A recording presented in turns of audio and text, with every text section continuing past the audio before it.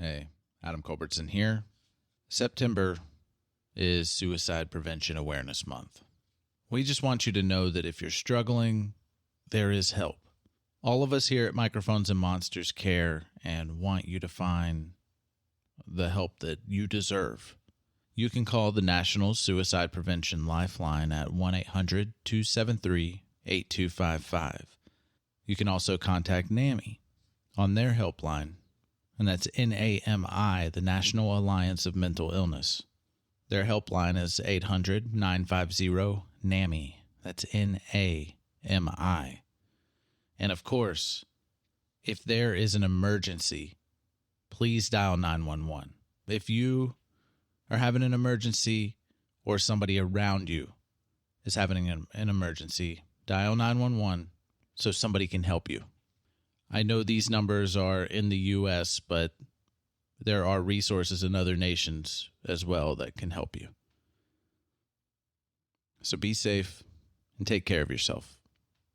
Hey, Adam Culbertson here. Before we begin, we got a promo from another independent podcast, so when you finish this episode, make sure you go and check them out. Let the prophecy be fulfilled. Let the almighty host rise to power, wielding the instrument of my darkest design. Bow low to the candy caster, or be consumed in its unholy radiance. Well, I don't know about all that, but the Intergalactic Candycast is a fully improvised podcast and a one-man radio comedy ensemble that broadcasts live every week. So follow me, Atticus Hinkley. And the robot. Would you like to know a baseball fact? Shut up, butt boy. They're not here for you. They're here for the rock and roll. Yes, follow all of us and learn how to become a better and truly whole person, just like me. The Intergalactic Candycast at Starfighter Down on Twitter, Facebook, Instagram, and anywhere else you can think of at Starfighter Down. Steel your mind for eldritch horrors of the universe unknown. For what is to follow is a tale of intrigue, mystery, and madness. You're listening to Microphones and Monsters.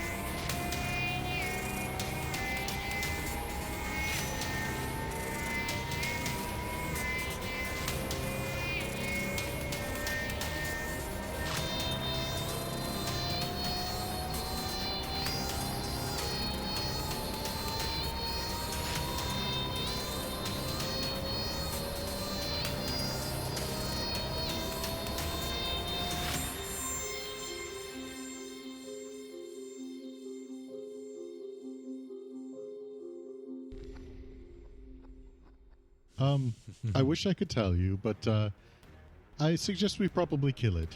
Okay. Sounds harsh, but let's do it, alright. So I'm going to go ahead and fire an Eldritch Blast at it. Seemed to work last time. Okay. Yeah. It ain't broke, don't fix it. 27 for the first and 14 That for the hits. second. That also hits. 18 damage on the first and 10 on the second. And 20-foot pushback. All right. Yes. As it's diving in for you, it again, like the same thing that happened before. It drops 20 feet, lands on the ground about, we'll say, 30 feet from you and Baby. All right. You know, technically, I don't even have to drop Baby. Like, I can keep the mage hand going. Yeah. And it is Baby's turn. All right. So we're in combat then? Mm-hmm. Yes, you are in combat. Okay. Congratulations. Hey, thanks. Baby's first combat. All right, so I'm probably going to be slow and sucky at this point. But It's all good, man. I'm still slow and sucky. We're in season 2. So that thing's on the ground, you said? It got knocked down out of the air, and that? Yeah, it's 30 feet in front of you. Okay. Go over there and pounce on it. Hold it down. I want to ask it some questions. Let's figure out who this guy works for. So that's my advice to Aleister. I want him to go hold it down for me, and I'm going to interrogate it.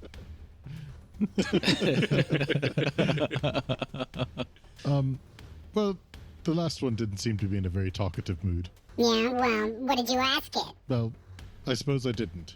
Okay, then. Do you... Come on, what do we got to lose? Maybe we'll learn something. Maybe he'll join our team. I joined your team. Everybody's joining teams. Let's see what's going on. Come on. What's gonna hurt? Well... They'll be fine up there. I would doubt that you could speak to it, but then again, you could understand me quite easily. Huh? I suppose it's worth a shot. It's gonna wake up soon. Well, I mean, turn-wise, that's probably about all we got. I mean, I'm not going to be able to until top of the round anyway. Yeah, Aleister's turn's already up. Okay.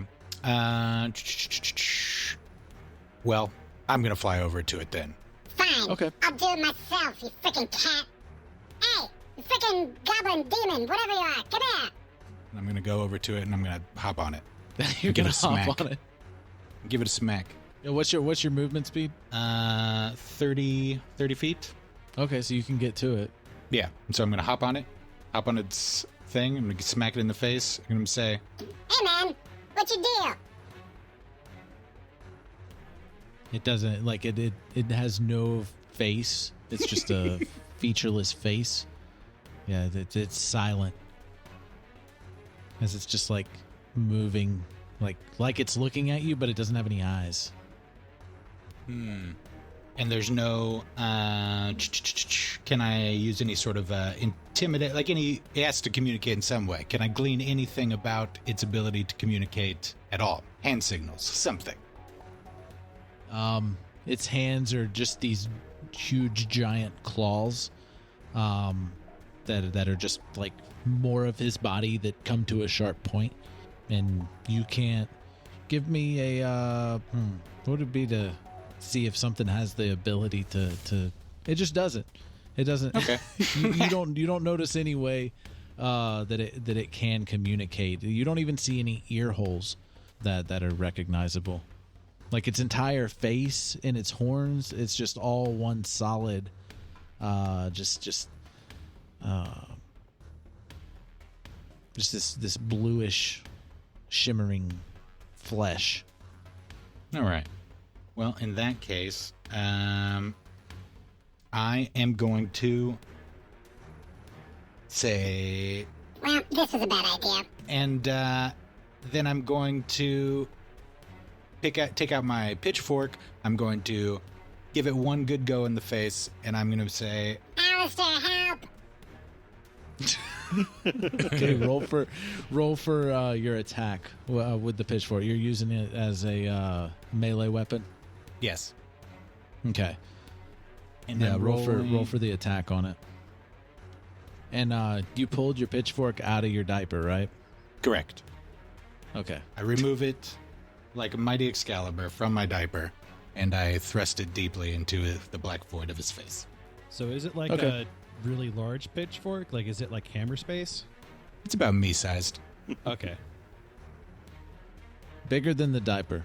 Got it. Bigger than the diaper. That makes less sense, but let's go. Cool. So 11 plus 2, all right. 13? Yes. Yeah, that hits. Wonderful. Now you can roll damage. Right. Oh, and your pitchfork is a +1, isn't it? Yes. Yes, so you actually rolled a 14 then. Wonderful. And yeah, and add that +1 and everything. Make sure you add the +1 in there for your damage as well. Okay. So I rolled a 5 on the d6, so 6 damage altogether. Okay. And all right, we're back to the Gug inside. Gug. And it moves an additional 5 feet as it's squished in. You do notice that it kind of goes up more as well, so it's covering the hole even more as it's just like sliding in. Its plans to suffocate you. But yeah. With It's love. going to take a while in an 80 by 80 And room, then and then the night gaunt outside that Baby just stabbed in the face and then asked for Aleister's help. Yes. The Night Gaunt. It's a cool ass name. The Gug. Gug just makes it sound like a Pokemon. Gug. Gug. Sounds like a fish that's trying to breathe on a beach. All Gug, right. the beached whale He Pokemon. is Yes, that one. he is reaching out with that claw to slash at Baby, but also trying to grab him at the same time. And I rolled a nat 1. So, Yay. Damn. Hey, I was hoping for like grab and then like squeeze his lower body and then his head gets really big like in a cartoon. Or just make the squeaky noise. Or the squeaky noise. Why does everyone keep doing that? yeah, so he reaches out and just Baby, you just float out of his reach, like as he tries to grab you. If Baby can fly, why was Aleister carrying him with Meiji? I'm lazy. I mean, really, like Aleister and Baby are like one and the same. You guys have so much in common. So is this like right.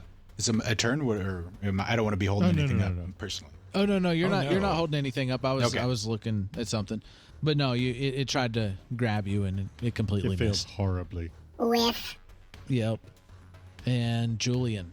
I'm gonna move 40 feet to the. If I'm in the middle of the room, actually it'd only be 20 feet. You said it was 80 by. Is it 80 by 80? Or Yeah. Okay. Yeah. Then I will move 40 feet to the.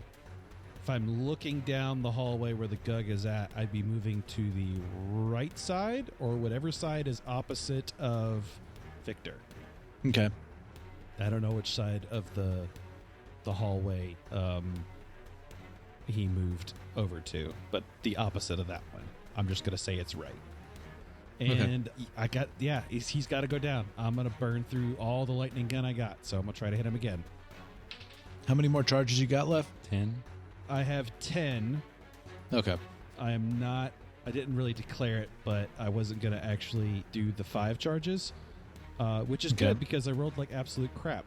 That is a 11. Yeah, 11 misses. Mm-hmm. Yeah, I know that from experience. Yeah, so your lightning bolt doesn't quite make it into the hole and strikes the wall next to it. Or, well, it strikes the wall next to the hole. And yeah, that's everything I've got at the moment. And back to Victor. Okay, I'm still about 40 feet away You would now be 35 feet away. from the wall. It moved closer to you Oh, okay. Okay, yeah. from Okay. the Gug. That's right. Okay. One question. Do the wrappings count as an unarmed attack or a melee attack? Like, it would count as a melee attack in either. Well, it would count as a melee attack if it's melee. But a melee weapon melee attack. and unarmed are kind of unrelated in a way. Yeah, I know. That's why I'm asking. I need to know whether it counts as a melee weapon attack or if it counts as an unarmed strike. I need a judgment call so I know what I can do with what. The wrappings? Yes, the wrappings. The wrappings aren't unarmed. Okay, the wrappings are a melee weapon attack. Or range. I guess the bigger question would be if it would be considered melee or ranged. If it's 5 feet, it's melee. Okay. Okay, so it's only... Okay, so there's a different... Okay, got it. Okay. Just making sure. All right. I was considering using Stunning Strike. I was going to say, are you going to use that thing I always want you to do? Yeah, but it has to be a melee weapon attack, which means I have to be close. So if I'm close enough, then the wrappings are a melee weapon attack. But if I'm far, then they count as range. Yeah. As range. So I'd have to run up to it to use it. Yeah. Okay. Stunning strike has to be a melee attack. Yep. Yeah. Cool. And how many? And it's 5 feet away from the entrance, like from the opening. Is that where it is? Yeah. Okay. Yeah. Okay. Well, and I'm 35 feet from it. All right. I am going to run up to it, like get right there, Okay. and I'm going to pull out my butterfly sword, and I'm going to try to hit it with that. Okay. And this is a stunning strike, or? Yes, it will count as a stunning strike if I hit. So I'm using a key point for this attack. Okay. And so that was a 17 to hit. Okay. That. Yeah, that hits. Okay, don't scare me. I was also scared. I did 8 damage, and it hit. So it's also stunned unless it succeeds on a Constitution saving throw. So it'll be. Is that on its turn? Yeah. So it is stunned. Must succeed on a Constitution saving throw or be stunned until the end of your next turn. So until the end of my next turn, it will be stunned if it does not make a Constitution saving throw. Okay. And it would have to save against my... What? Would that be the key save? Yes. I would imagine it'd be your key save. So it has to save. It has to save against a 13. Constitution save against a 13. All right. And what was it? Was 13. Okay. It does not save. Okay, cool. So it is stunned. It is on the ground, and it's still my turn because that was Well, just one attack. it's in the wall. It's in the wall. It's in the wall on the ground. Well, I know, I know, but it's still my turn. I mean, I've only used one attack. It's touching the ground. So yeah, it's still touching the ground. But it's all squished up in the wall. Like it's not gonna collapse. So I'm gonna attack again with my butterfly sword. I still have another attack. Okay, stun doesn't break. I mean, damage doesn't break the stun. For I don't stun, know how does that usually work. it Does not. it? Okay. I'm just making sure because I don't know. Let me double check because I had pulled up stunned while the other guys were incapacitated, can't move, can only speak, automatically fails strength, dexterity saving throws, attack rolls against the creature have advantage. It doesn't say that hitting it will break the stun. Okay. Well, roll your attack with advantage. Okay, so probably don't need to. I just rolled a 13. I mean, you can get a crit. Possibly. I know. I didn't though, so it was a 20-something. 15 plus 7 plus 1. Okay. So, yeah, that hits. Yeah, that hits. And so I'm gonna do another. Another 1, 2, 3, 7 damage to it. And it's stunned until the end of my next turn. Yes. Yeah. Okay. Yep. Well, then I'm going to use another key point, use Flurry of Blows, and just hit it 2 more times. Yep. And so that would be unarmed, and so I'm just going to be hitting it. Mm-hmm. Since it's a blob, I'm going to hit it with bludgeoning damage. So I'm just going to kick it 2 times while it's just there. I'm just going to like I just slashed it and what? Oh, I slashed it and hit it twice. Yeah. So I'll just kick it twice. I'll just kick it while it's down or stuck. All right. Yeah. Like just 2 hard kicks, you know. Okay. Yeah, go for it. So that one was a 26 to hit. And then that one is a 17 to hit. So 17 hits. I didn't even hold up. I forgot I had advantage. Oh yeah, and you have advantage. I had advantage, but I just rolled 1 more for each one, so I just did it in order. I hit 17 for both. Okay. And so that is 6 damage and 8 damage, and that is my turn. Oh, and I'm gonna move out of the way so I'm not in the way of the lightning gun. So I'm gonna move out of the. So yeah. Whenever you kicked it, that last time, you broke the skin both times with your hooves, and it kind of just You broke the skin enough to where it's like bleeding out of it. Okay, cool. That's disconcerting. But he didn't say damage. He said you broke its skin. Yeah. So I'm then I'm scooting out of the way, so I'm not in the doorway. Blood is squirting out of the skin. Well, he tried to hurt me and Julian, my friend. and now, Aleister. Or was that? What's up? Oh, no. Oh, what, Victor? Victor. Oh no, I'm done. Oh, okay. Yeah, Aleister. So I take it the negotiations didn't go very well. Directed at baby. It's not going great. Okay, very well. We'll do things my way then. I'll fire another set of Eldritch Blasts at it. Okay. 13 for the first one, and 13 19 hits for the second. That also so hits. 19 damage for the first, and 11 for the second. It's all because of that that patron bonus. Yeah, you're in the wrong room. I did pretty good on the last turn. That patron bonus adds a lot, like getting to add an extra 5 basically to one of them per turn. So how are you firing? Like, what were you aiming for? Just curious. Well, assuming that baby is at least covering part of it, I'm going to try to aim for parts that baby's not in front of. Well, baby was right in front of his face. So we're going to aim like toward the body. Like lower end, in fact. Okay. Maybe even like kind of push its legs out from below underneath and then just baby. Kind of like face plant right down. Oh, okay. Yeah, cool. So you hit him. We'll just say like both the beams came around, boom, hit its legs at the same time and pushed it 30 feet and it face planted on the ground. It's looking very weak. Jeez, bro, you're trying to kill me here. No, I think you might be confused. I'm trying to save you. Is it my turn now? Yeah, it is. Oh, unless Aleister wanted to move or anything. Okay. Yeah, it's baby's turn. Cool. And so the thing got knocked back further, like away from where I was, or am I still? Did I get knocked back? No, you wouldn't have been knocked back. You wouldn't have been knocked back. No, you wouldn't. He didn't hit you. Okay. Well, he's still got my pitchfork in his face, doesn't he? No, you used it as a melee weapon. Okay, so I didn't know if it. Great. Like, cool. Well then, so you just stabbed him like after he face planted and he looked up. You could see the blood gushing out of the 3 holes in his featureless face. Right. Well, in that case, I guess I will try to. I'll throw it this time.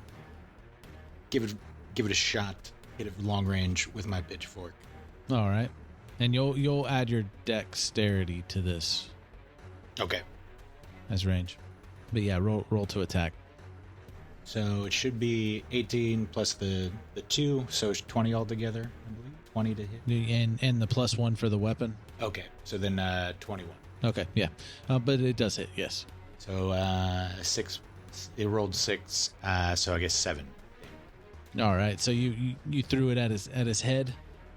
That's what I'm aiming for. Take that, you piece of garbage! Yeah, and the little tiny pitchfork just buries into his head up to like the base, the bottom of the prongs. That's the end of your turn. What is it? Really just movement actions that I can take at this Pretty point? much. Do you have anything that you could do a bonus action?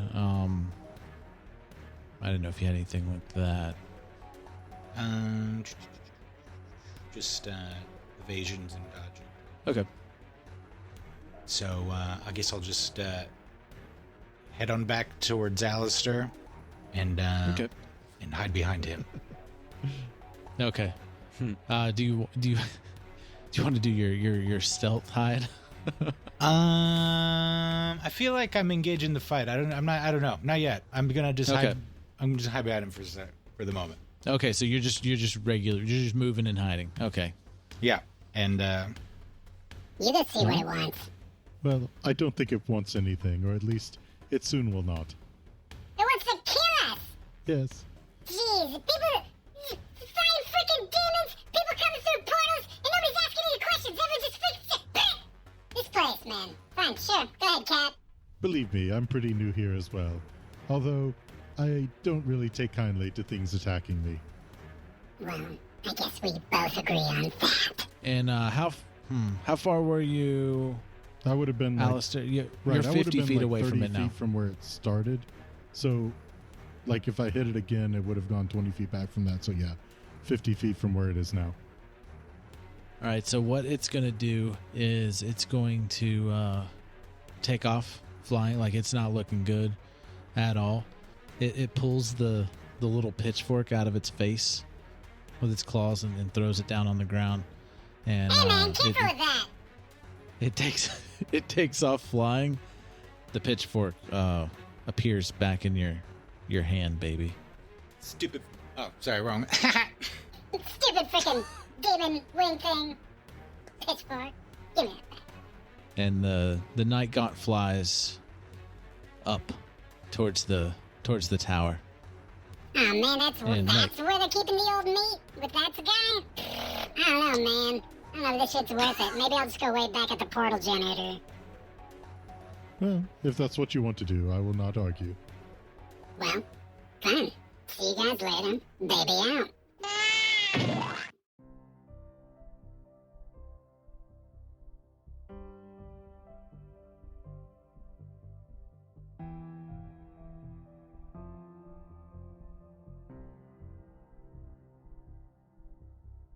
Hey everybody, Adam here again, your dungeon master, your big old nasty gug stuck in a wall trying to get Victor and Julian. Yeah, so they've gotten themselves stuck in a rough place with this huge monstrosity squishing itself through the wall to get to them. So I wonder what's going to happen. They're going to be able to stop it, or if it's going to get through and start eating them.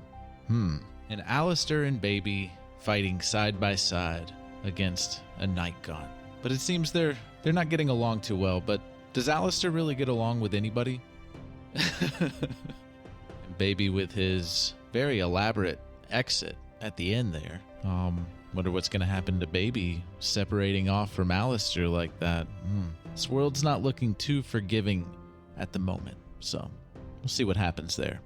If you haven't been over to our website, microphonesandmonsters.com, we've got links to everything: social media, Patreon, coffee, our merch store with our season 1 official art on merchandise. So head on over to microphonesandmonsters.com and check everything out. We got a lot going on about us. You can read about us. It's nice. Just a little blurb, won't take long if you want to know more about us. All of our music here on Microphones and Monsters is written and produced by Marco Mazzei from Fallen Highway Studios. I hope you're enjoying this arc so far, with returning with season 2 and having a guest host. Hope you do get used to us having guest hosts. It may not be every arc, but we're working in guests from other podcasts and trying to do, when we can, trying to do true crossovers with other podcasts, not just limited to TTRPG podcast as well. So we got some cool stuff lined up for you, and this is just the beginning. Thank you so much for all the support, no matter how big or small. And I hope you join us next time here on Microphones and Monsters.